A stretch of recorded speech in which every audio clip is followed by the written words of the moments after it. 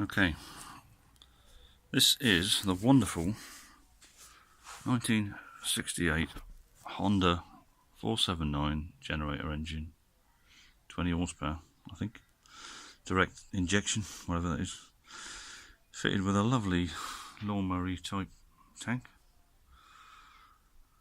and a car battery for purposes of starting it. I just love this thing, it's so well built, quite rare. I've got one of these in a motorbike.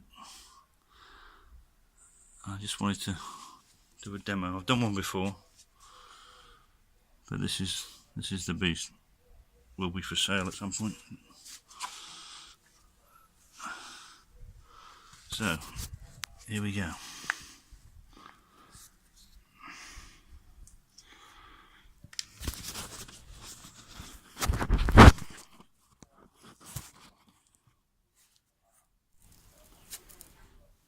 Warming up the glow plugs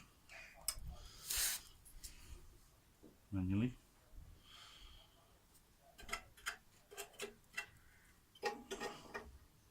Right, here we go. 3, 2, 1.